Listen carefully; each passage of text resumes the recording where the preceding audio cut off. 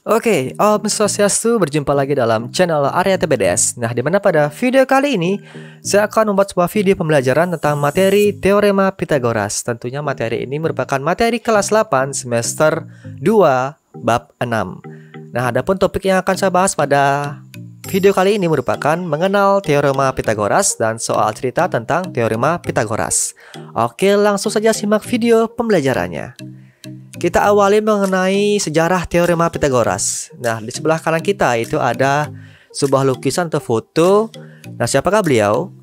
Nah, beliau merupakan seorang matematikawan berkebangsaan Yunani bernama Pitagoras. Nah, 579 sampai dengan 495 sebelum Masehi. Nah, beliaulah pencetus dari Teorema Pitagoras. Beliau mengunggah sebuah teorema, yaitu luas persegi pada sisi miring atau hipotenusa pada segitiga siku-siku sama dengan jumlah luas persegi pada sisi siku-sikunya. Nah, apa sih maksud dari teorema yang disampaikan oleh beliau? Nah, di sini saya akan ilustrasikan. Ada sebuah segitiga siku-siku. Kita misalkan ini adalah sebuah segitiga siku-siku. Nah, teorema beliau mengatakan bahwa luas persegi pada sisi miring atau hipotenusa. Nah, maksudnya di sini kita anggap sebagai ada sebuah persegi. Nah, pada segitiga siku-siku sama dengan jumlah luas persegi pada sisi siku-sikunya. Kita perhatikan di sini. Nah, di sini ada sisi siku-sikunya. Nah, kita anggap ini adalah sisi A. Dan ini adalah B. Dan ini adalah C. Jadi, luas dari persegi C itu sama dengan luas dari persegi A ditambah dengan luas dari persegi B. Nah, luas dari persegi kan sisi kali sisi. Nah, dengan satuannya adalah persegi. Nah, kita perhatikan di sini luas persegi pada sisi miring atau hipotenusa pada segitiga siku-siku sama dengan jumlah luas persegi pada sisi siku-sikunya. Nah, jadi ada catatan bahwa Teorema Pitagoras hanya berlaku pada segitiga siku-siku saja. Di luar dari segitiga siku-siku tidak berlaku. Jadi hanya berlaku pada segitiga siku-siku. Oke, kita lanjut. Nah, Teorema Pitagoras berisi tentang hubungan di antara tiga sisi pada sebuah segitiga siku-siku. Secara matematis, teorema ini biasanya dinyatakan dalam bentuk A kuadrat ditambah B kuadrat sama dengan C kuadrat, seperti yang saya jelaskan tadi jika ada tiga buah persegi tadi. Nah, dengan A mewakili sisi tinggi, jadi A kita anggap sini sebagai sisi tinggi. Lalu B mewakili sisi alas, nah di sini kita anggap sebagai B. Dan C mewakili sisi miring atau hipotenusa. Oke, ini kita anggap sebagai C. Nah, dengan A kuadrat tambah B kuadrat sama dengan C kuadrat. Nah, atau atau A kuadrat sama dengan B kuadrat. Saya hapus dulu sini. Oke. Atau A kuadrat sama dengan C kuadrat dikurangi B kuadrat. Atau B kuadrat sama dengan C kuadrat dikurangi A kuadrat. Nah, jadi ini dapat dari penurunan rumus yang ini. Nah, seperti itu. Nah, jadi dasarnya adalah di sini A kuadrat tambah B kuadrat sama dengan C kuadrat. Jadi dia kalau diturunkan, jika kita ingin mencari A-nya, cara seperti ini. Kita ingin mencari B-nya, cara seperti ini. Nah, seperti itu. Jadi atau kita anggap sebagai C itu adalah sisi yang paling panjang. Nah, jadi C di sini kita anggap sebagai sisi yang paling panjang. Selain dia sisi miring, dia merupakan sisi yang paling panjang. Seperti itu. Nah, itu sejarah singkat mengenai Teorema Pitagoras. Kita lanjut. Nah, bagaimana sih cara kita membedakan dan menentukan jenis segitiga? Nah, jika kita hanya melihat sebuah bentuknya saja seperti ini, ada segitiga lancip, ada segitiga siku-siku, ada segitiga tumpul. Nah, maka dengan mudah kita dapat menentukan. Nah, apabila kita tidak diberikan gambarnya, bagaimana cara kita untuk menentukan bahwa apakah segitiga itu lancip, apakah segitiga itu siku-siku, apakah segitiga itu tumpul? Nah, bagaimana caranya? Yang pertama, kita perhatikan untuk segitiga lancip itu biasanya ketiga sudutnya membentuk sudut lancip. Nah, yang kedua, jika kuadrat sisi terpanjang kurang dari jumlah sisi kuadratnya atau jumlah sisi kuadrat lainnya. Jadi kita misalkan ini adalah sisi yang terpanjang. Nah, dalam bentuk kuadrat ya. Kita anggaplah C kuadrat di sini yang terpanjang. Nah, maka jumlah dari C di sini atau sisi kuadrat C di sini itu akan kurang dari jumlah sisi A ditambah dengan B kuadrat. Nah, seperti ini. C kuadrat kurang dari A kuadrat ditambah B kuadrat. Nah, itu untuk segitiga lancip. Nah, kata kuncinya adalah kurang dari. Nah, sisi yang terpanjang kurang dari jumlah sisi kuadrat lainnya. Lalu untuk segitiga siku-siku. Untuk segitiga siku-siku, yang pertama, salah satu sudutnya membentuk sudut siku-siku seperti pada titik A atau sudut A. Yang kedua, jika kuadrat sisi terpanjang sama dengan jumlah sisi kuadrat lainnya. Nah, jadi kita misalkan ini adalah C-nya. C itulah sisi terpanjang. Nah, jumlah C kuadrat atau kuadrat sisi C itu sama dengan kuadrat sisi A ditambah dengan kuadrat sisi B, atau A kuadrat tambah B kuadrat sama dengan C kuadrat. Nah, seperti ini. C kuadrat sama dengan A kuadrat ditambah B kuadrat. Nah, yang berikutnya untuk segitiga tumpul. Nah, apabila salah satu sudutnya membentuk sudut tumpul, kita perhatikan di sini. Nah, di sini ada sudut tumpul pada titik M atau sudut M. Nah, kita anggap dia sebagai, atau mungkin kita dapat mengilustrasikan bahwa dia adalah segitiga tumpul. Yang kedua, jika kuadrat sisi terpanjang lebih dari jumlah sisi kuadrat lainnya. Nah, di sini adalah lebih dari. Segitiga tumpul dia lebih dari, sedangkan lancip dia kurang dari. Nah, maka yang terpanjang itu lebih dari sisi lainnya, A kuadrat dan B kuadrat. Jadi C kuadrat itu lebih dari A kuadrat ditambah B kuadrat. Nah, kayaknya kalau cuma sebatas teori seperti ini kayak agak bingung ya. Kita selingi dengan contoh soal, kita misalkan. Tapi tolong diingat ini ya, untuk segitiga lancip, siku-siku, dan tumpul. Untuk lancip dia kurang dari sisi kuadrat terpanjang kurang dari sisi kuadrat lainnya. Siku-siku dia sama, dan tumpul dia sisi terpanjang lebih dari jumlah sisi kuadrat lainnya. Oke, kita lanjut. Membedakan dan menentukan jenis segitiga. Perhatikan tabel berikut. Tentukanlah yang mana termasuk dalam jenis segitiga, lancip, siku-siku, dan tumpul. Kita perhatikan di sini ada 3 buah segitiga. Ada segitiga yang pertama adalah 9, 12, 15. Nah, cara menentukannya kita akan masukkan dia ke dalam sebuah persamaan atau sebuah persamaan ya. Nah, kita anggap ini adalah A, B, dan C. Nah, kita anggap C-nya adalah 15 dan A kuadrat. Nah, ini kuadrat ditambah B kuadrat. Untuk yang pertama. Nah, apakah dia sama atau kurang dari atau lebih dari? Kita perhatikan. C kuadrat adalah 15. 15 kuadrat dan 12 kuadrat ditambah 9 kuadrat. Nah, 15 kuadrat adalah 225. Nah, 12 kuadrat adalah 144 dan 9 kuadrat adalah 81. Nah, 225 itu dengan 144 ditambah 81 itu adalah 5. Di sini adalah 2 dan di sini adalah 2.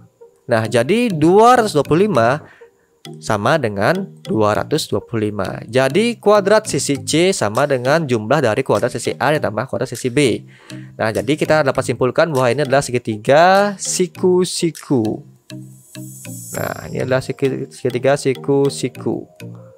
Nah, lalu yang kedua.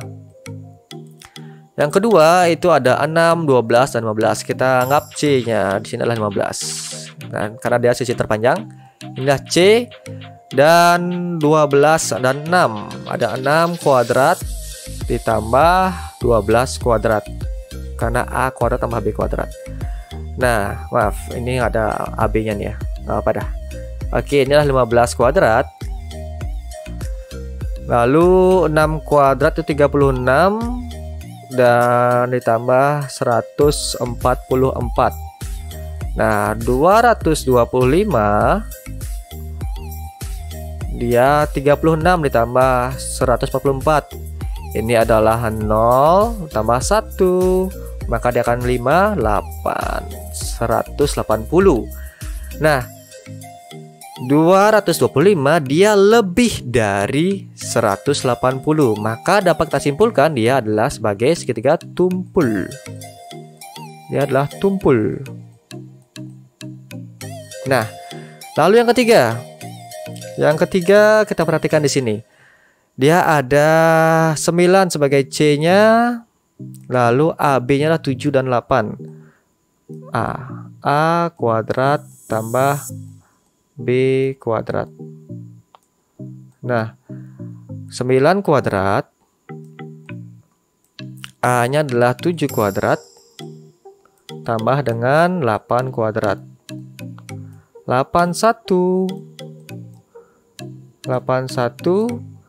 di 49 ditambah dengan 64. Nah, 81 ini adalah 49 tadi ya. 49 ini berarti ini adalah 3. Nah, 1 7 tambah 4 adalah 11. Nah, jadi 81 dia lebih kecil dari 113. Maka ini adalah segitiga lancip. Oke, nah begitulah cara menentukan apakah segitiga tersebut lancip, tumpul, atau siku-siku. Nah, kita perhatikan untuk yang segitiga pertama itu adalah segitiga siku-siku karena dia sama. Lalu untuk yang kedua itu adalah segitiga tumpul karena C-nya lebih dari A tambah B dan kuadrat ya. Yang ketiga adalah dia segitiga lancip. Nah, seperti itu, semoga dapat kalian pahami. Oke, yang berikutnya kita akan menghitung panjang sisi segitiga siku-siku. Tadi kita perhatikan bahwa untuk mencari atau untuk menggunakan teorema Pythagoras itu adalah C kuadrat sama dengan A kuadrat tambah B kuadrat. Nah, apabila kalian tidak hafal yang mana sih A, yang mana sih B, yang mana sih C. C itu apa sih? C itu sisi miring atau alas atau tinggi? A itu apa sih? Nah, kalian dapat menggunakan titik-titik pada segitiga tersebut. Contoh, misalkan kalian nggak tahu bahwa sisi miring itu adalah C, kalian bisa anggap dia sebagai BC. Atau mungkin alasnya, kalian nggak tahu bahwa alas itu adalah B, kalian bisa menggunakan AB. Begitu juga dengan AC. Nah, seperti itu. Kita perhatikan pada gambar di samping segitiga ABC siku-siku DA. Kita perhatikan di sini dia siku-siku. Panjang AB sama dengan 4 cm dan AC sama dengan 3 cm. AC AB. Hitunglah panjang BC. Jadi kita akan menghitung panjang dari sisi miringnya. Nah, BC-nya. Seperti yang saya katakan tadi, apabila kita tidak tahu bahwa sisi miring itu adalah C, kita bisa gunakan nama titiknya adalah titik B dan C. Maka akan jadi BC. Penyelesaiannya menjadi, kan dia rumusnya adalah C kuadrat sama dengan A kuadrat ditambah B kuadrat. Mana C itu adalah sisi miring, maka sisi alas kuadrat ditambah dengan sisi tinggi kuadrat. Nah, BC kuadrat sebagai sisi miringnya sama dengan AB kuadrat sebagai alasnya dan AC sebagai tingginya. Nah, maka kita akan mencari BC. AB-nya adalah 4. 4 kuadrat ditambah AC adalah 3. Maka 16 tambah 9 menjadi 25. BC kuadrat sama dengan 25. Apakah sudah selesai? Belum, karena ada kuadrat di sini. Caranya bagaimana untuk menghilangkan kuadratnya? Kita akarkan sisi sebelahnya. Maka BC sama dengan akar 25. BC adalah 5 cm. Nah, jadi BC di sini panjangnya adalah 5 cm. Oke. Lanjut lagi. Pada segitiga siku-siku di samping, hitunglah nilai P. Nah, nilai P. Nah, di sini kita perhatikan. Nah, di sini segitiganya kita nggak tahu nih mana yang miring nih. Dan kita perhatikan bahwa dalam segitiga di sini kita perhatikan ada siku-siku. Nah, tanda siku-siku di sini menandakan bahwa ada 2 buah garis yang tegak lurus. Nah, yang artinya apa? Selain garis ini, berarti garis tersebut adalah sisi miringnya. Jadi, kita dapat berasumsi bahwa sisi miringnya adalah 15. Nah, kenapa? Karena dia tidak memiliki garis yang tegak lurus. Yang tegak lurus hanya pada di sisi P dan sisi 12 saja. Jadi, P dan 12 adalah sisi yang tegak lurus. Karena dia memuat sudut siku-siku. Nah, bagaimana caranya? Sama penyelesaiannya. Nah, apabila tadi kita mencari sisi miringnya dengan menjumlahkan sisi kuadrat lainnya, sekarang kita akan mencari sisi alasnya atau mungkin sisi tingginya di sini. Alas boleh, tinggi boleh. Nah, cara bagaimana? Caranya kita tinggal balik saja rumusnya. Nah, atau mungkin kita gunakan sebagai rumus yang awal tadi. Nah, itu adalah sisi miring kuadrat sama dengan sisi alas kuadrat ditambah sisi tinggi kuadrat. Nah, 15 kuadrat sebagai sisi miring sama dengan B kuadrat sebagai sisi alas dan 12 kuadrat sebagai sisi tinggi. Nah, 225 sama dengan P kuadrat ditambah 144. Ya, oke. Maka kita pindah ruaskan. 225 dikurangi 144 sama dengan P kuadrat. Maka hasilnya adalah 81 sama dengan P kuadrat. Kita hilangkan kuadratnya, maka kita akarkan. P sama dengan akar 81 dan P adalah 9. Nah, jadi nilai dari P adalah 9. Nah, atau kita dapat menggunakan. Nah, jadi penurunan rumus dari C kuadrat sama dengan A kuadrat ditambah B kuadrat itu bisa saja menjadi A kuadrat sama dengan C kuadrat tambah C kuadrat dikurangi B kuadrat atau B kuadrat sama dengan C kuadrat dikurangi A kuadrat. Jadi kita anggap bahwa A itu adalah tinggi dan B itu alas. Kita anggap ini adalah alasnya, maka kita akan mencari B-nya. Kita gunakan rumus yang ini. Jadi B kuadrat sama dengan C kuadrat adalah 15 kuadrat dikurangi 12 kuadrat sebagai sisi tingginya. Nah, maka 225 dikurangi 144, maka dia akan menjadi 81. Jadi sama saja sebenarnya, cuma dia hanya mempersingkat saja. Maka B sama dengan akar 81. Nah, B adalah 9. Nah, jadi sama saja hasilnya, cuma dia lebih mempersingkat saja. Jadi rumus yang ini diturunkan menjadi rumus yang ini dan rumus yang ini. Nah, seperti itu, atau yang sudah saya jelaskan di awal tadi. Oke, berikutnya. Pada gambar di samping, PS tegak lurus terhadap QS. Nah, jadi PS tegak lurus terhadap QS seperti ini. Nah, dia membentuk sudut siku-siku. Dan SR tegak lurus terhadap QR. Nah, bentuk sudut siku-siku. Panjang PQ itu adalah 34 cm. Lalu panjang PS adalah 16 cm dan SR adalah 25 cm. Nah, itulah panjang sisi QS dan QR. Oke, di sini ada dua pertanyaan, QS dan QR. Jadi langkah pertama kita akan mencari sisi dari QS tersebut dahulu lah. Kita akan mencari sisi dari QS terlebih dahulu agar kita bisa mencari sisi dari QR. Nah, kita mulai dari sini dulu. Kita akan mencari yang ini. Nah, caranya karena di sini ada sisi yang ada garis yang tegak lurus, maka menandakan bahwa ini adalah alas dan tingginya. Sedangkan yang tidak memiliki tegak lurus dia adalah sebagai sisi miringnya. Nah, maka PQ adalah sisi miring. Nah, jadi penyelesaiannya QS. Nah, QS kuadrat sama dengan PQ kuadrat dikurangi PS kuadrat, atau kita anggap sebagai QS ini adalah sisi alas sisi tingginya, maka A kuadrat sama dengan, jadi di sini A kuadrat sama dengan ini adalah PQ adalah sisi miringnya, C kuadrat dikurangi PS nya adalah alasnya, B kuadrat. Nah, jadi sama saja seperti itu. Cuma di sini saya gunakan titik dari garis tersebut. Nah, kita lanjut. PQ adalah 34 kuadrat dikurangi 16 kuadrat sebagai PS. Nah, 1156 dikurangi 256. QS kuadrat sama dengan 900. Maka QS itu adalah akar dari 900 dan QS adalah 30 cm. Nah, jadi QS di sini adalah 30 cm. Nah, yang berikutnya kita akan mencari QR. Nah, QR kuadrat. Nah, jadi kita perhatikan di sini. Di sini ada sisi yang tegak lurus. Artinya ini adalah tinggi, ini adalah alas atau kebalikannya. Sedangkan ini adalah sisi miringnya.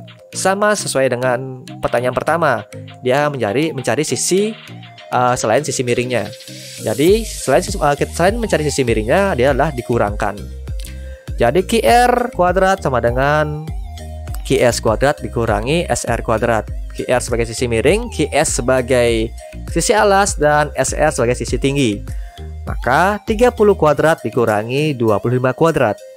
Maka 900 dikurangi 625. QR kuadrat mendapatkan 275. Nah, QR sama dengan akar 275. Berapa sih akar dari 275? Saya rasa nggak ada. Nah, yang artinya apa? Kita akan mencari akar berapa kali akar berapa yang hasilnya adalah akar 275. Atau mungkin kita hilangkan dulu akarnya. Bilangan berapa yang kuadrat dikalikan dengan bilangan berapa agar hasilnya 275. Nah, sebagai contoh, kita ambil adalah akar 25 dikali dengan akar 11. Nah, akar 25 adalah hasilnya adalah akar 5. Sedangkan akar 11 tetap akar 11. Maka hasil dari ini menjadi QR sama dengan 5 akar 11. Yang sama artinya adalah akar 25 dikali akar 11. Kita pisahkan dia. Jadi akar 25 adalah 5, akar 11 tetap akar 11. Jadi 5 dikali akar 11 adalah 5 akar 11 cm.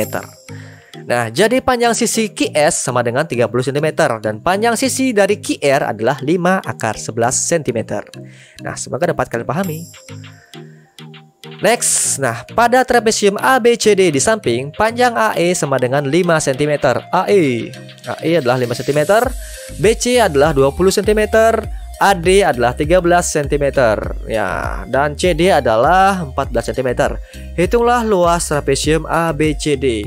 Nah, di sini untuk mencari luas tentu kita harus mencari jumlah sisi sejajar kali tinggi dibagi 2. Kita tidak mengetahui tingginya dan kita juga tidak bisa menentukan dari sisi sejajarnya karena sisi CD kita sejajar dengan sisi AB. Panjang dari AB kita belum ketahui karena belum lengkap. Nah, jadi yang pertama kita akan mencari tinggi dari trapesium tersebut. Kita perhatikan pada segitiga siku-siku AED dengan siku-siku di titik E. Nah, kita akan mencari panjang DE terlebih dahulu atau tingginya, tinggi dari segitiga siku-sikunya. Nah, maka DE kuadrat sama dengan AD kuadrat dikurangi AE kuadrat. Nah, maka AD adalah 13, maka 13 kuadrat dikurangi 5 kuadrat menjadi 169 dikurangi 25. Dan DE kuadrat adalah 144. DE menjadi akar 144 dan panjang DE adalah 12 cm. Jadi DE di sini adalah 12 cm. Nah, yang berikutnya kita akan mencari. Nah, jika kita melihat bentuk ini dia masih menyerupai trapesium. Tapi jika kita lebih teliti lagi bahwa ada satu buah segitiga lagi di sini. Nah, kita misalkan di sini kita tarik garis ke bawah tegak lurus. Nah, kita anggap dia akan bertemu pada titik F. Nah, di sini dia tegak lurus. Nah, jadi CF tegak lurus terhadap BF. Nah, BF. Oke. FB. Oke. Nah, maka kita akan mencari panjang BF di sini dulu. Nah, berapa sih panjang BF? Nah, kita perhatikan di sini bahwa CD dia sejajar dengan EF. CD sejajar dengan EF. Yang artinya apa? Panjangnya di sini juga sama. Kita perhatikan di sini. Nah, dia sejajar dan panjangnya sama. Yang artinya kita tinggal mencari sisa saja panjang dari BF. Nah, berapa sih panjang dari BF? Dan di sini kita perhatikan CF itu tingginya sama dengan DE karena dia juga sejajar membentuk sebuah bentuk persegi panjang. Nah, maka ini 12 cm.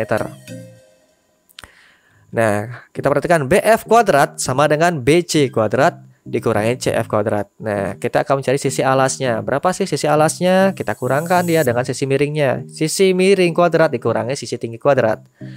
Nah, maka 20 kuadrat dikurangi 12 kuadrat. 20 20 kuadrat dan 400 dikurangi 144.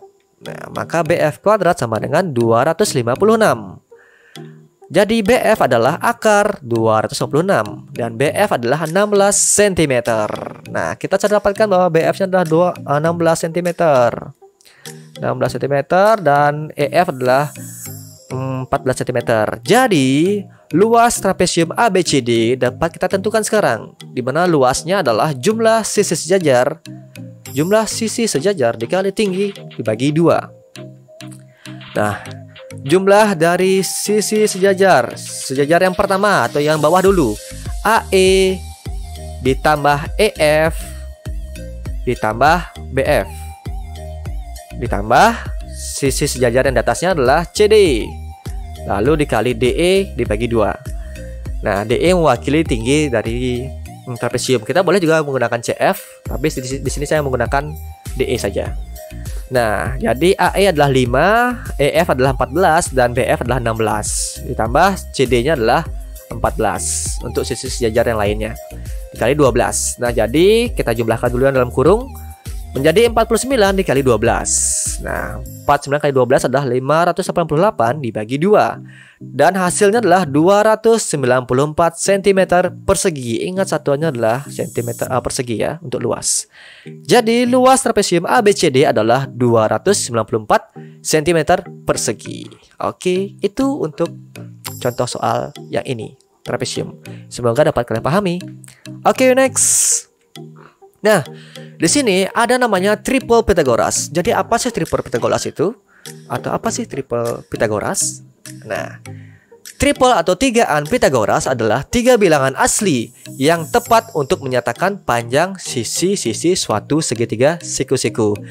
Dengan catatan ini adalah bilangan asli atau bilangan yang dimulai dari 1, 2, 3 ke arah kanan dan ke arah bilangan positif. Nah, jadi maksudnya apa? Jadi apabila kita menemukan atau kita menemukan sebuah segitiga siku-siku yang dua sisinya kita ketahui, kita dapat menebak sisi lainnya tanpa harus menghitung menggunakan rumus Pythagoras. Kita dapat menggunakan triple Pythagoras. Nah, siapa saja sih bilangannya? Nah, di mana bilangannya termasuk dalam tabel berikut. Jadi bilangan pertama itu adalah 3, 4, dan 5 dengan sisi miring adalah 5 atau sisi terpanjang adalah 5. Lalu ada 5, 12, 13 dengan terpanjang adalah 13 dan seterusnya. Jadi contohnya misalnya nih, ada sebuah segitiga siku-siku dengan panjang sisinya adalah 25 cm dan 7 cm. Nah, kita disuruh mencari sisi yang lainnya. Kita boleh menggunakan rumus Pythagoras. Jadi apabila kita ingin mempersingkat waktu, kita dapat menggunakan triple Pythagoras dengan menghafal dari tabel berikut. Apabila dia sisi lainnya 25, lalu sisi lainnya 7, maka sisi yang ditanya pasti panjangnya adalah 24. Nah, jadi tanpa kalian susah untuk orek-orek, nah, tanpa menghabiskan kertas, kalian dapat menentukan panjang sisi lainnya dengan catatan bahwa itu adalah segitiga siku-siku. Jika dia bukan segitiga siku-siku, tidak bisa. Nah, lalu misalkan panjangnya adalah 5 cm dan 12 cm, maka sisi lainnya pasti 13 cm. Begitu pula, misalnya panjangnya adalah 15 cm dan panjangnya lain adalah 17 cm, maka sisi yang dicari pasti 8 cm. Nah, seperti itu. Jadi silakan kalau kalian ingin hafal tabelnya boleh, atau mungkin kalian ingin melatih skill kalian tentang teorema Pythagoras dengan mencarinya dengan rumusnya boleh, silakan. Jadi ini hanya mempermudah buat kalian saja menggunakan triple Pythagoras. Jadi ada 3, 4, 5, 5, 12, 13, 6, 8, 10, 7, 24, 25, 8, 15, dan 17. Nah, itu adalah triple Pythagoras atau bilangan asli yang memuat panjang sisi suatu segitiga siku-siku. Nah, atau mungkin misalnya ini adalah 6, 8, dan 10. Nah, jika disederhanakan maka dia akan menjadi 3, 4, 5 juga. Kalian boleh menyederhanakannya dengan membagi dengan bilangan yang sama. Apabila dia masuk dalam triple Pythagoras, artinya dia adalah sebuah segitiga siku-siku. Oke, next kita akan masuk pada soal cerita teorema Pythagoras. Oke, kita akan masuk pada soal cerita teorema Pythagoras. Nah, di sini kita perhatikan, seorang arsitek mendesain ruangan 2 lantai dengan tangga berada di dalam seperti pada di gambar di samping. Tinggi ruangan pada lantai 1 adalah 3 meter. Dengan panjang tangga ke lantai 2 dari lantai 1 adalah 5 meter.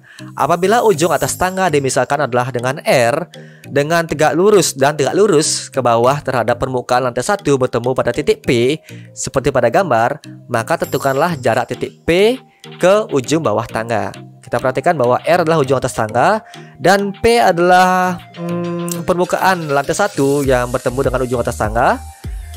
Dan Q adalah ujung bawah tangga. Nah, diketahui bahwa tingginya itu adalah 3 meter, lalu sisi miringnya adalah 5 meter. Kita disuruh untuk mencari sisi PQ-nya atau jarak antara permukaan titik P sampai dengan jarak ujung bawah tangga. Nah, kita perhatikan di sini ada 3, di sini ada 5. Nah, kita ingat-ingat tadi kita membahas triple Pythagoras. Nah, bahwa jika dia bilangannya 3 dan bilangan lainnya adalah 5, maka hasilnya pasti 4. Apakah benar? Kita akan cek.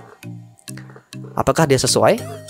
Nah, penyelesaiannya kita akan mencari PQ atau sisi alasnya. Maka PQ kuadrat sama dengan QR kuadrat. QR, mana QR ini? Nih, sisi miring kuadrat dikurangi sisi tinggi kuadrat. Nah, jadi 5 kuadrat dikurangi 3 kuadrat, maka 25 dikurangi 9. PQ kuadrat sama dengan 16. Wah, 16 nih.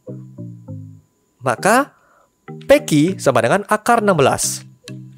Jadi PQ sama dengan 4. Nah, tadi kita sebutkan bahwa bilangan triple Pythagoras adalah 3, 4, 5. Jadi sesuai. Nah, maka jadi jarak dari titik P ke ujung bawah tangga adalah 4 meter. Nah, jadi ini adalah 4 meter jaraknya. Jadi tanpa kita menghitung sebenarnya kita sudah tahu bahwa panjangnya pasti 4 meter karena kita menggunakan triple Pythagoras. Jadi mempermudah kita untuk menentukan sisi lainnya apabila dia sebuah segitiga siku-siku. Nah, itu untuk contoh soal cerita yang pertama. Lalu yang kedua, sebuah pesawat yang berada pada ketinggian 0,8 km akan melakukan pendaratan. Untuk menurunkan ketinggian sampai ke permukaan landasan, pesawat tersebut bergerak menurun dengan kecepatan 125 meter persegi, 125 meter per detik selama 16 detik. Berapa kilometer jarak mendatar yang ditempuh pesawat itu? Kita ilustrasikan ke dalam gambar terlebih dahulu. Nah, jadi kita perhatikan bahwa ketinggiannya 0,8 km. Jadi kita misalkan di sini adalah titiknya dan ini titik awal pesawat di sini. Jadi pesawat itu dari sini dengan ketinggian 0,8 km, dia menuju ke ujung landasan bawah di titik E dengan lamanya waktu adalah 16 detik. Kecepatannya adalah 125 meter per detik. Nah, jadi yang ditanya adalah jarak dari D ke titik E. Nah, tapi sebelum itu kita akan mencari jarak dari E ke F. Bagaimana caranya? Kita akan mengingat materi sebelumnya, itu mengenai kecepatan, jarak, dan waktu. Jadi kita akan mencari jarak terlebih dahulu, jarak dari titik E ke titik F dengan memanfaatkan kecepatannya dan waktunya. Nah, di mana kecepatan itulah jarak bagi waktu ya. Jarak bagi waktu, maka kita balik sekarang. Kita akan mencari jarak. Maka jarak adalah kecepatan kali waktu, atau S itulah jarak, V itu adalah kecepatan, dan T adalah waktu. S sama dengan V-nya adalah kecepatannya 125 meter per detik dikali 16 detik. Jadi ini kita bisa coret.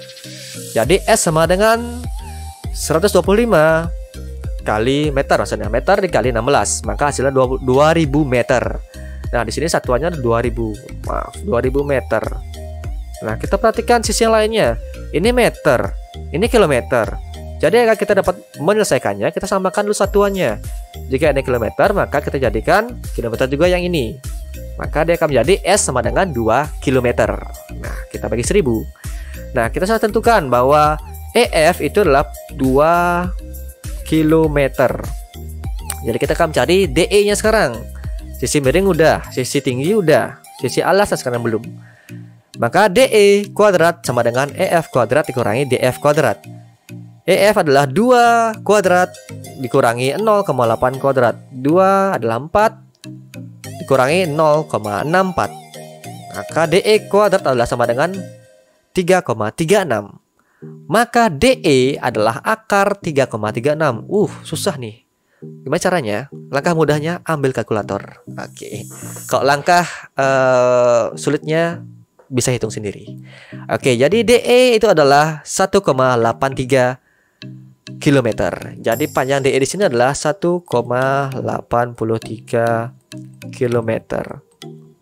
Jadi sebenarnya ada caranya untuk mencari bagaimana cara mencari akar dari yang koma seperti ini. Nah, untuk caranya akan saya jelaskan di video lainnya. Oke, jadi jarak mendatar yang ditempuh pesawat tersebut adalah 1,83 km. Seperti itu. Oke, next, contoh soal terakhir. Seorang anak menaikkan layang-layang dengan benang yang panjangnya 91 meter. Jarak anak dengan titik di permukaan tanah yang tepat berada di bawah layang-layang adalah 35 meter. Hitunglah tinggi layang-layang tersebut. Rentang benang dianggap lurus. Jadi kita anggap rentangnya adalah lurus di sini. Nah, jadi sebelum itu kita akan memisalkan terlebih dahulu dari gambar di sini. Kita perhatikan antara ujung tangan anak ini, tali layangannya di sini, dengan layangannya di sini, dengan timbangannya. Nah, dengan permukaan di sini. Nah, kita misalkan dia adalah sebuah titik. Jadi ada titik M, N, O, P, Q. Nah, baru kita masuk ke penyelesaiannya. Kita misalkan dulu ya. Jadi kita akan mencari tadi adalah ini 95 meter. 91 meter. 1 meter, lalu hitunglah. Nah, di sini jarak anak dengan titik permukaannya di sini adalah 35 meter. Jadi karena ini dia sejajar dan panjangnya sama, maka kita dapat nyatakan bahwa inilah panjangnya 35 meter juga dengan jarak yang sama ya. Nah, kita sudah menemukan dua sisi yang diketahui nih panjangnya nih. Ini 35, ini 91. Selanjutnya kita tinggal mencari sisi dari NO atau tinggi dari segitiga siku-siku ini karena dia penyiku di sini. Nah, caranya adalah NO kuadrat atau sisi tinggi kuadrat sama dengan sisi miring kuadrat dikurangi sisi alas kuadrat. Sisi miringnya adalah 91 kuadrat dikurangi 35 kuadrat. 91 kuadrat adalah 8.281 dikurangi sisi sisi alas kuadrat adalah 1225.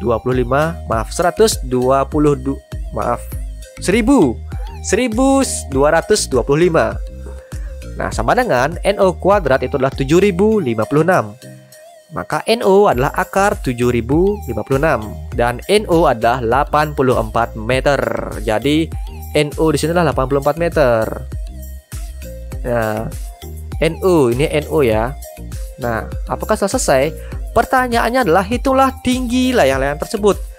Jika kita menyalakan tingginya, artinya tinggi layang tersebut adalah terhitung dari O sampai dengan P.